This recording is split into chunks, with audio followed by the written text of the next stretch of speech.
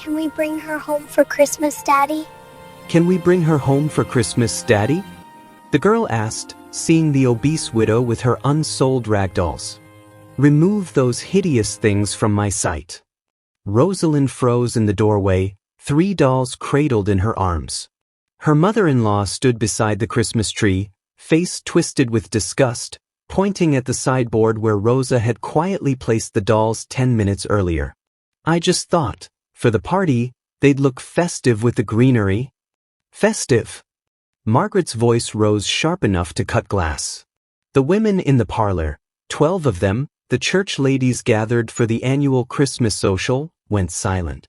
Every eye turned toward Rosa. Those monstrosities will not be displayed in my home while decent people are visiting. Rosa's face burned. They're just dolls. I made them. Exactly. Margaret crossed the room and snatched the doll with yellow yarn hair from the sideboard. Look at this thing. Poorly stitched.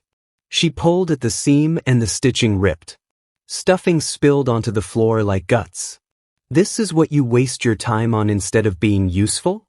The women whispered. Rosa heard fragments. Poor Marcus. Can you imagine? Let herself go completely.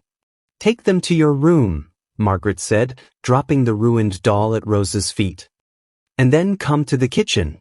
We need someone to serve refreshments. Someone who won't be seen. Rosa gathered the destroyed doll with shaking hands and fled. Behind her, Margaret's voice carried clearly, I apologize, ladies. My daughter-in-law has peculiar hobbies. Now, shall we discuss the Christmas Eve service? Laughter followed Rosa down the hall. The kitchen was supposed to be safe. Rosa had spent an hour arranging petit fours on silver trays, slicing hem thin as paper, brewing tea in the good china pot. Her back ached. Her hands were raw from scrubbing. But if she worked hard enough, maybe they'd see her value. Maybe they'd finally stop looking at her like she was something that needed to be scraped off their shoes. She was carrying the tea tray toward the parlor when Peter appeared. Marcus's younger brother. 26 years old, handsome in the way cruel men often are, and already drunk despite the party having started only an hour ago. Rosa. His voice was too loud. Still here. Still eating our food. Still taking up space in our house. Peter, please. The guests. He stepped closer, blocking her path, whiskey breath hot on her face. Do you know why Marcus really died? Her hands went numb. The tea tray tilted. Fever, she whispered. The doctor said fever. The doctor was kind. Peter's smile was cruel. But I know the truth. Marcus died to escape you. Couldn't stand another day looking at that. He gestured vaguely at her body. The man died to get away from his fat, pathetic wife. The tray crashed to the floor. China shattered. Tea spread across the floorboards in a dark, steaming pool. In the parlor, conversation stopped. Margaret appeared in the doorway. What have you done? I'm sorry I dropped. Clean it up. And stay in this kitchen until the party's over. I don't want the ladies upset by... She stopped, couldn't even finish the sentence, just waved her hand dismissively at Rosa's entire existence. Rosa dropped to her knees and started picking up pieces of broken china while the party continued without her. Midnight. Rosa sat on her narrow bed, door locked, making dolls by candlelight. Her hands moved automatically, stitch, pull, tie, cut. She'd been sewing since she was 6 years old. Her mother had taught her before the pneumonia took her when Rosa was 12. These dolls were the only thing Rosa had left of her mother. The technique, the pattern, the way each one had a round belly that made it look joyful instead of grotesque. 23 dolls sat in a row on her dresser. She was finishing the 24th now, orange yarn hair, a dress made from scraps of her wedding gown. Tomorrow was the Christmas Eve market. If she could sell even half of these dolls, she'd have enough money to leave this house. To find a room somewhere. To finally be free. She reached for her mother's button tin, dented copper, filled with pearl buttons from her mother's Sunday dress, copper ones from her father's work shirt, and 3 cream-colored ones from her wedding dress.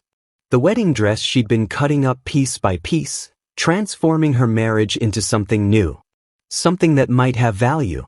She selected 2 buttons for the doll's eyes and pressed them into the fabric face. The 24 dolls. 24 chances. Tomorrow at the market, someone would see them and smile. Someone would see beauty in what she'd made. Someone would pay money for the pieces of her heart she'd stitched into every seam. And then she'd leave. No more Margaret. No more Peter. No more sitting in kitchens while people laughed at her in the next room. Rosa set the finished doll with the others and lay down without undressing. Through the floor, she could hear Peter's voice, still drunk, still laughing. Margaret's sharp replies. The sounds of a family she'd never truly been part of. She closed her eyes and counted hours until morning. Tomorrow. Freedom. A new life. She just had to survive one more day. The Christmas Eve market was everything Rosa had imagined and nothing she'd hoped for. Pine garlands draped between vendor stalls. Snow fell in soft, fat flakes that caught the light from dozens of lanterns. Carolers sang on the corner, "God rest ye merry gentlemen," their voices bright against the gray winter sky. Children ran shrieking between booths, faces flushed pink, mittened hands clutching pennies. The air smelled of roasted chestnuts, wood smoke, cinnamon cold. Rosa had arrived at dawn to claim her table, a small spot near the back, barely visible from the main walkway. She'd arranged her 24 dolls carefully, propping them so their wild yarn hair and cheerful patchwork dresses would catch eyes. Fat little dolls with button eyes and round bellies, each one different, each one made with every bit of skill she possessed. By noon, she'd sold nothing. Around her, the market thrived. The woman selling apple butter had sold out by 10 o'clock. The man with carved wooden trains was down to his last 3. Even Mrs. Patterson's ugly knitted socks, thick, practical, colorless, were flying off her table. But people walked past Rosa's dolls without stopping. Or worse, they stopped, picked one up, examined it with frowns, then set it back down and moved on.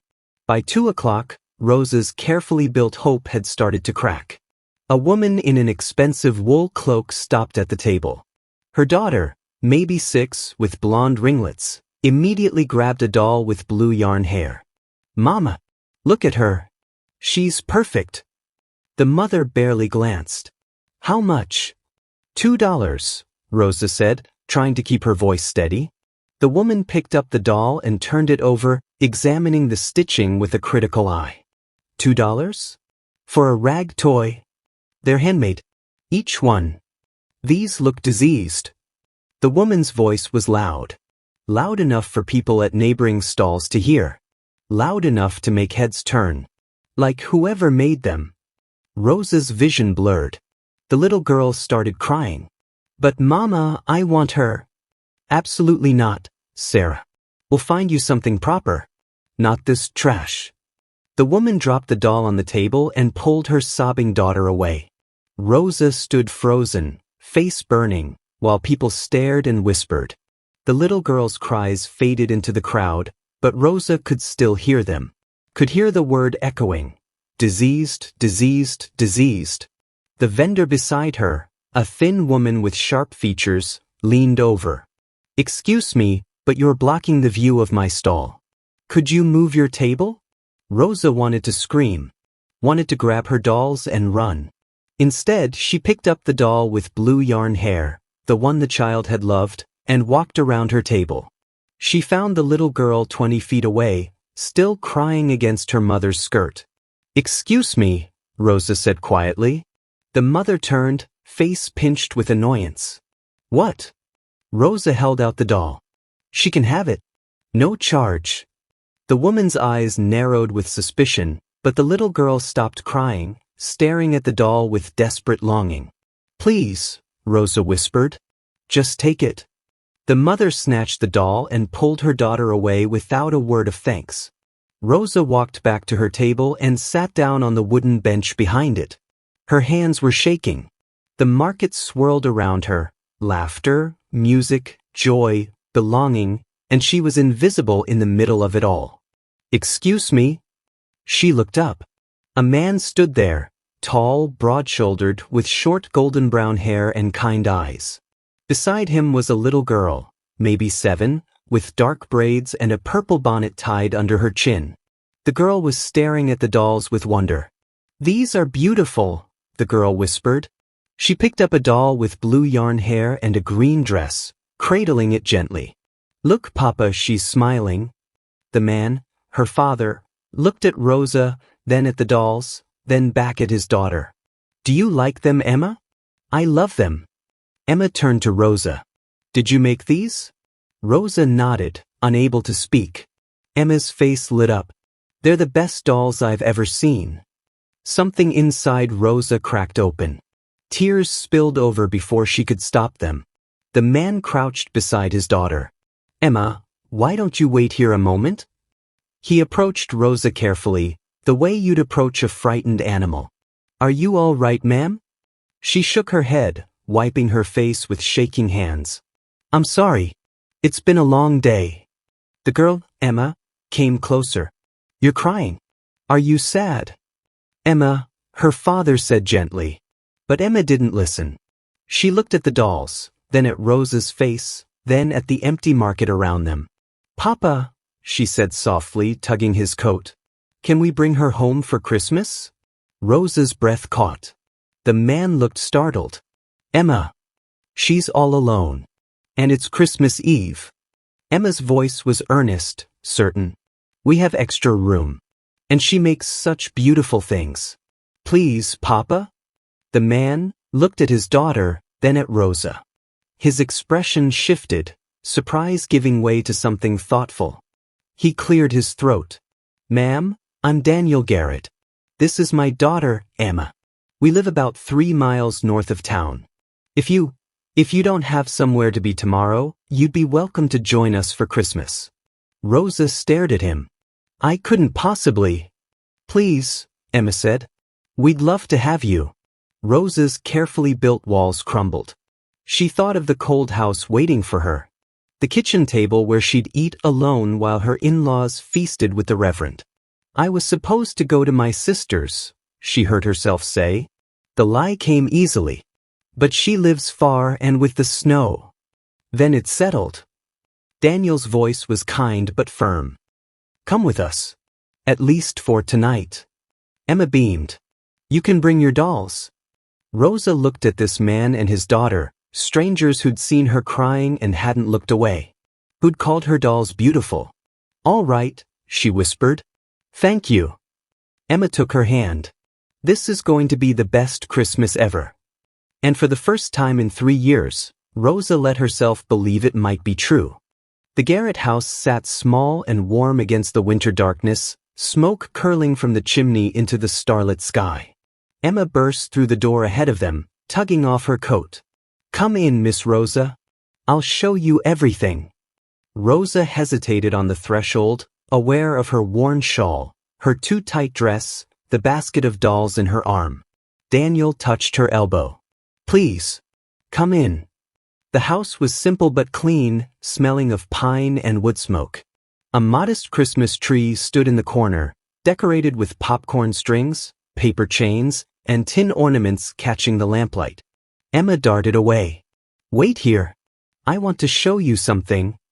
She returned with a wooden box and opened it carefully. Inside were a faded blue shawl, a cracked silver hairbrush, and a small leather-bound book. "These were my mama's," Emma said softly. "She died when I was 4. I remember her buttons. She had a tin like yours. And she smelled like lavender." Rosa's throat ached. "I'm sure she was wonderful." "Papa says she was." Emma hesitated. "Do you miss your mama?" "Every day." "Me too." Daniel cleared his throat. "Emma, help Miss Rosa get settled. I'll start supper." The kitchen was warm and bright. Daniel worked at the stove while Rosa stood awkwardly. "Can you help?" "Oyster stew was my wife's specialty. I've never got it right." "I'd love to help." They worked side by side. Daniel opened oysters while Rosa prepared the cream base the way her mother taught her. Emma set the table, chattering about past Christmases and burnt biscuits. They ate by firelight, Emma squeezed between them, and for the first time in years, Rosa felt something like peace. After supper, Emma grew shy. Could Miss Rosa tell me a story? Papa only knows cowboy ones. They moved to the small bedroom. Emma burrowed under quilts. What kind of story? Rosa asked. A Christmas one. Rosa thought of her mother. She used to tell me about the Christmas star. Not the Bible one. Another. She said that on Christmas Eve, if you looked carefully, you could see a special star that only appeared once a year. It hung right over your house. Did you ever see it? Emma whispered. Once. I was 7. My father took me outside at midnight. There it was, so bright it hurt to look at. My mother said it meant we were loved. Emma hesitated. Do you think my mama can see the star? From heaven. Rosa blinked through tears. I think she sees you. And she's proud. What happened to your mama? She got sick. Pneumonia. I was 12. She taught me to make dolls before she died. Every stitch a lesson. That's why you make them, Emma murmured. Yes. Emma took Rosa's hand. I'm glad you came home with us. Me too. When Emma fell asleep, Rosa slipped out. Daniel was waiting in the doorway, face soft. She fell asleep happy, he said. She hasn't done that in a long time. Rosa moved toward leaving, but Daniel stepped closer.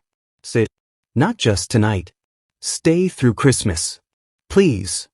Rosa remembered Margaret's house, the locked room, the voices through the floor. Just a few days, she whispered. Just a few days. Christmas morning arrived with pale sunlight and coffee.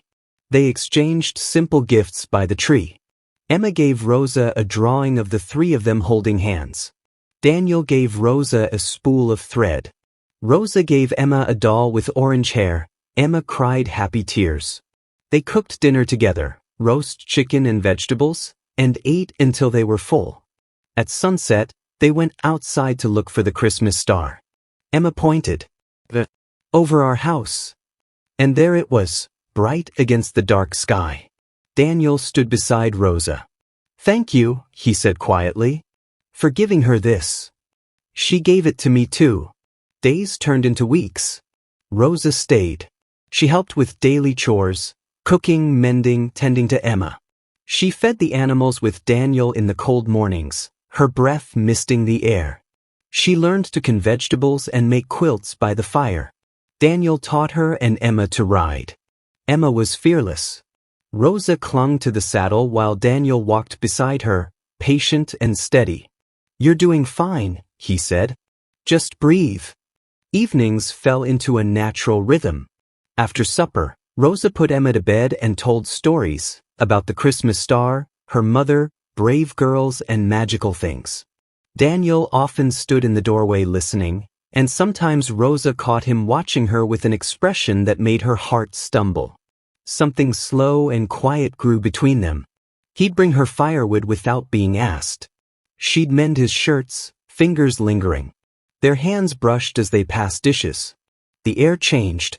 One night, after Emma was asleep, they sat by the fire making dolls together. Daniel was clumsy with the needle, but he tried. Why did you never remarry? Rosa asked. He was silent a moment. Never found someone who fit. Who saw me, not just the ranch. And you, he asked softly. Why didn't you leave sooner? Because I thought being unwanted was better than being alone.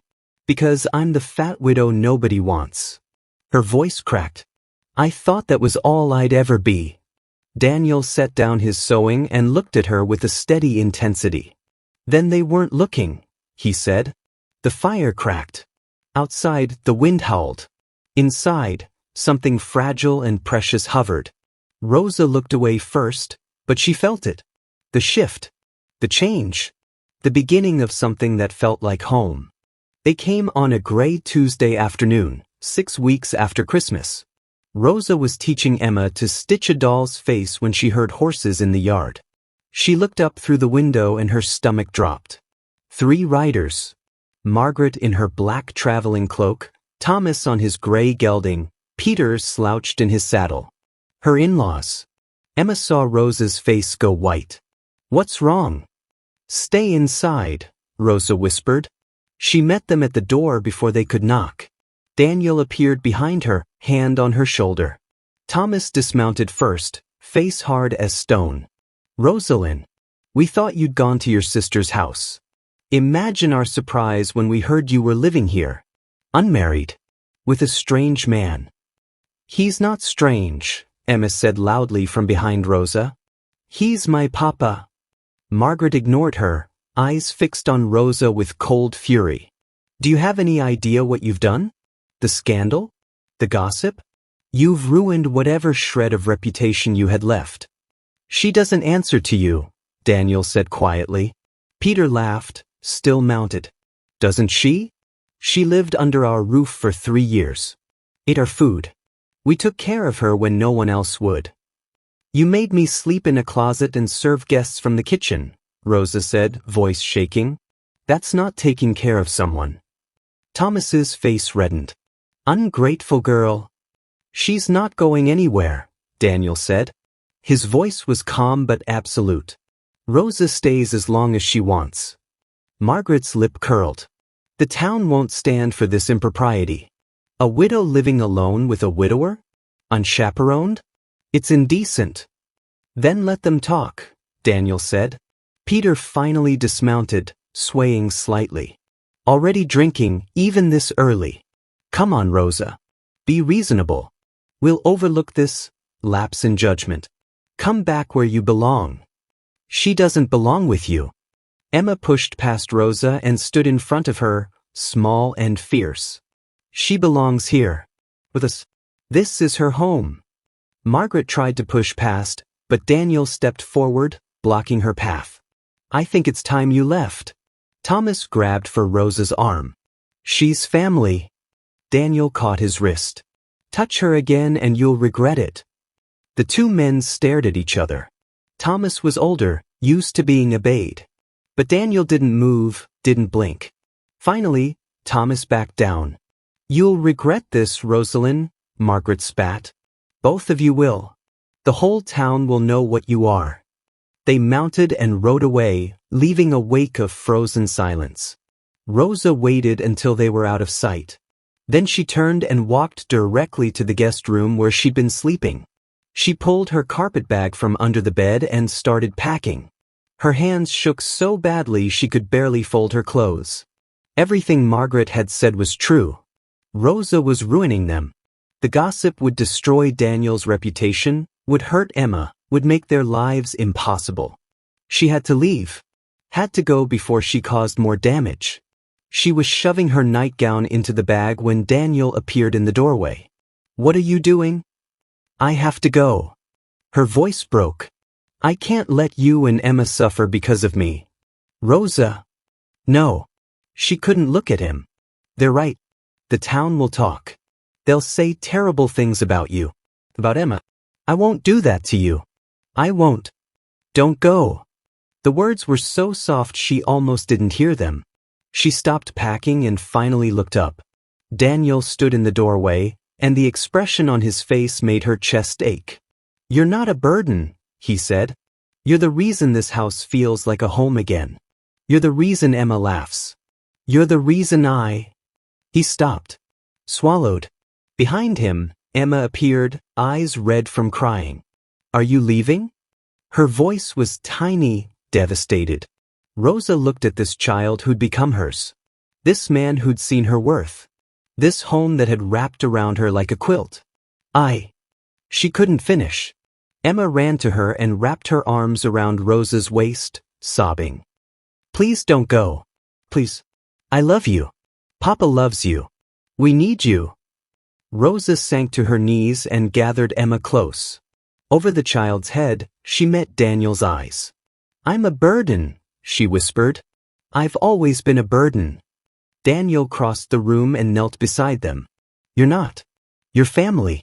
And family doesn't leave." Emma pulled back just enough to look at Rosa's face. "You promised you'd teach me to make 20 more dolls. You promised we'd find the Christmas star again next year. You can't leave. You can't. Rosa looked at her half-packed bag. At this child in her arms. At this man looking at her like she was precious. She thought of Margaret's house. The locked room. The voices through the floor. Then she thought of this, morning coffee with Daniel, stories at Emma's bedside, hands touching in the firelight. Okay, she whispered. I'll stay. Emma's sob turned into a laugh. You promise? I promise. Daniel's hand covered hers. Thank you. Together, they unpacked her bag and put her things back where they belonged. Sunday service was usually quiet in the small church on the hill. Not today. Rosa felt every eye on her as she walked down the aisle with Daniel and Emma. Whispers followed them like smoke. Margaret sat in the third pew, face carved from ice. Thomas beside her, Peter slouched and smirking. The whispering campaign had been building for weeks. Rosa knew what they said, living in sin. Shameless. That poor man, trapped by a desperate widow. Emma held Rosa's hand tight.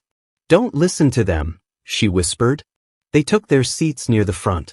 Reverend Miller began his sermon, but Rosa barely heard the words. She could feel Margaret's eyes boring into the back of her head, could hear the whispers that never quite stopped. Then, halfway through the sermon, Daniel stood.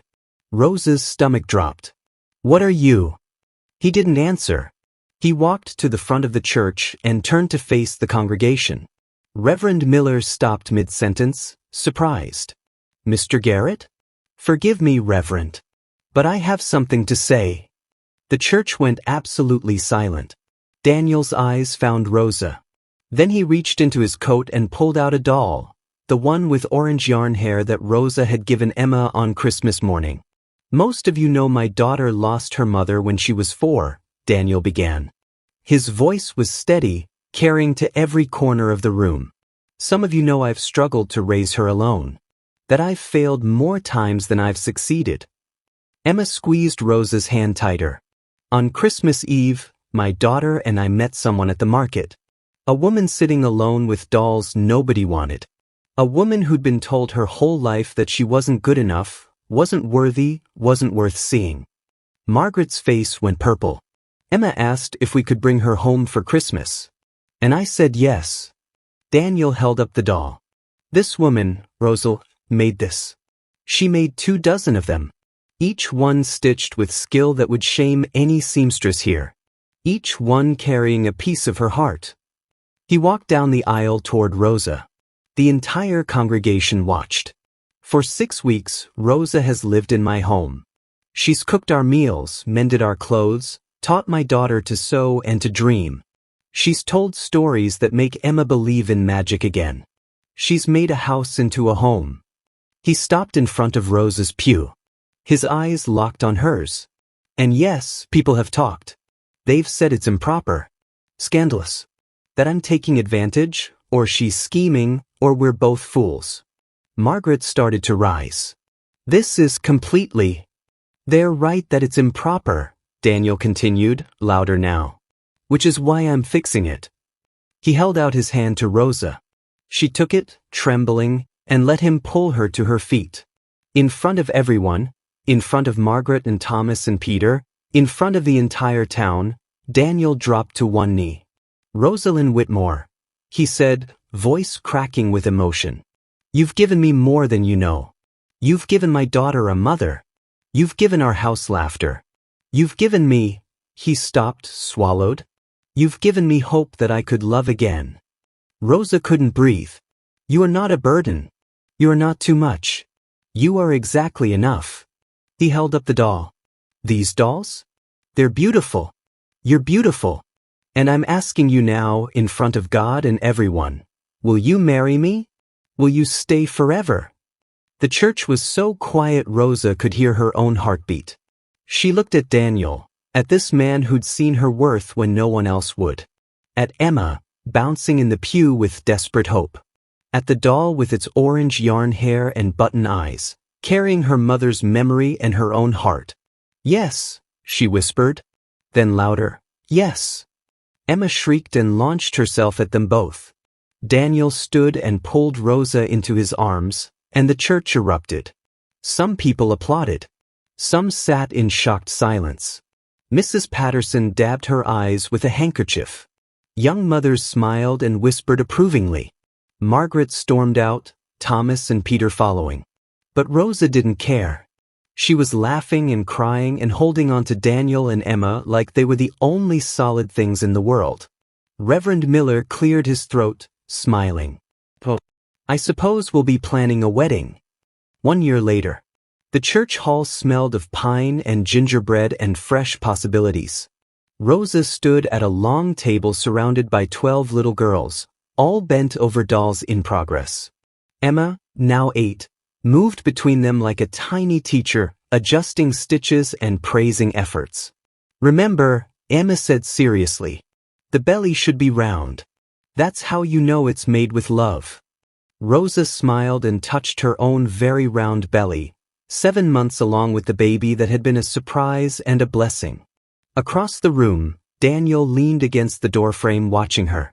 Their eyes met and he smiled, that private smile that still made her heart skip. She'd taught 6 classes now. Every Sunday after service, she gathered the girls and passed on her mother's techniques. Button by button, stitch by stitch, memory by memory. Some of their mothers had been in the church the day Daniel proposed. Some had whispered cruel things about Rosa. But they brought their daughters anyway, because Rosa's dolls had become famous in the county. Because she'd become someone worth knowing. A little girl held up her finished doll, lopsided, imperfect, beautiful. Is it good enough, Mrs. Garrett? Mrs. Garrett. Even after a year, the name still made her want to cry. It's perfect, Rosa said. Absolutely perfect. After class, Daniel helped her pack up while Emma raced ahead to ready the wagon. His hand lingered on the small of her back. Protective, possessive, loving. Happy? He asked. Rosa looked at the girls chattering with their mothers, at Emma waiting by the door, at this man who'd claimed her in front of everyone when she'd thought she was unclaimable. More than I ever thought possible. He kissed her temple. Good. Because you're stuck with us now. Promise. Promise. They walked out into the December sunlight together, Emma running ahead, and Rosa felt it with absolute certainty. She was home. She was loved. She was enough. And tonight, when they looked up at the winter sky, the Christmas star would be there, burning bright over their house, reminding them that no matter how dark things had been, light always found a way back.